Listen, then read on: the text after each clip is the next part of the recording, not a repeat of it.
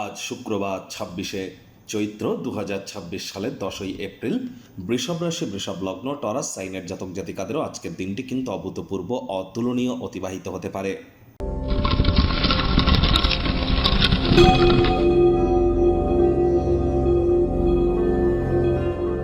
ভিডিওটি শুরুতেই স্ক্রিনে আপনারা দেখতে পাচ্ছেন শুক্র গ্রহের বীজ মন্ত্র ওম দ্রাং দ্রিং দ্রং স শুক্রায় নমঃ।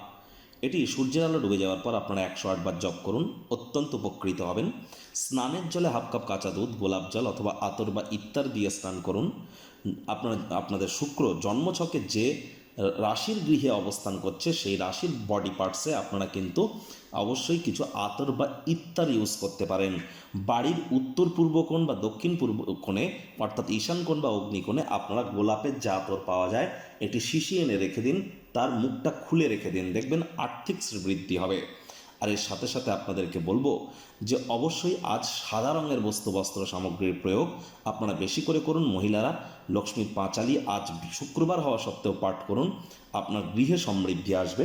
আর দেখুন, আপনাদের মধ্যে অনেকেই কিন্তু মনে করেন যে আমি ডেলি একই কথা বলি। দেখুন, ডেলি একই কথা বলি এটা আপনাদের মনে হতে পারে। কেন? তার কারণ আমি কিন্তু শুধুমাত্র কয়েকটি পয়েন্ট ধরে নিয়েছি। দেখুন, আজ আমি আলোচনা করব আপনাদের স্বাস্থ্য কেমন যাবে, আপনাদের আর্থিক দিকটা কেমন থাকবে, চাকরির জায়গাটা, ব্যবসার জায়গাটা, রাজনীতির জায়গাটা, আপনাদের পারিবারিক জায়গাটা, আপনাদের প্রেমের জায়গাটা, আপনাদের দাম্পত্য জীবন, আপনাদের সন্তান সন্ততি। তাহলে এই কয়েকটি জিনিস নিয়েই তো আমি প্রতিদিন আলোচনা করি, যার জন্য রিপিটেটিভ মনে হতেই পারে যে একই কথা প্রতিদিন বলছি। এই কয়েকটি জিনিস ধরে ধরে আমি বলি যে এই কয়েকটি ক্ষেত্রে আজকের দিনে কোথায় কোথায় ভালো ফল পাবেন, কোথায় কোথায় খারাপ ফল পাবেন, যার জন্য রিপিটেটিভ মনে হতে পারে। কিন্তু প্রতিদিন শুনবেন আমি প্রতিদিন আপনাদের একই কথা বলছি না যে আজ আর্থিক পরিস্থিতি ভালো থাকবে। আজ ভালো থাকবে বলছি তো কাল খারাপ থাকবে বলছি, কোনো দিন বলছি মধ্যম প্রকৃতির থাকবে, বিভিন্ন দিন কিন্তু কথা বিভিন্ন ধরনের আমি বলে থাকি। তবে যেহেতু পয়েন্ট টপিক একই, তার জন্য রিপিটেটিভ মনে হতে পারে।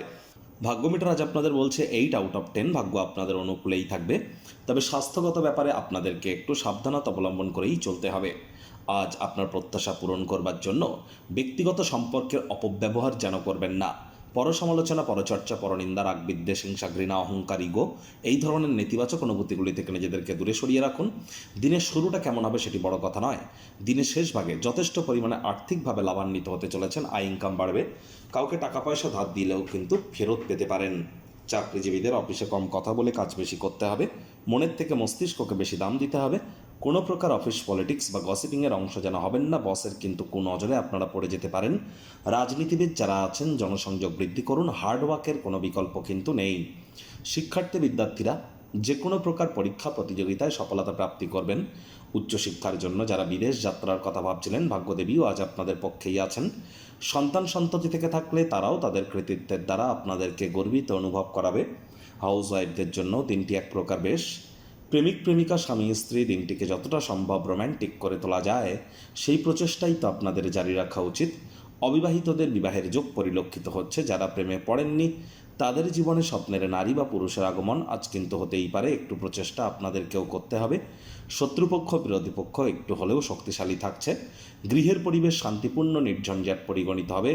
যদি আজ কোনো পার্টি বা অনুষ্ঠানের আয়োজন করেন, সবথেকে ভালো বন্ধুবান্ধবদেরকে নিমন্ত্রণ করুন, তারা আপনাদেরকে উৎসাহিত করতে চলেছে।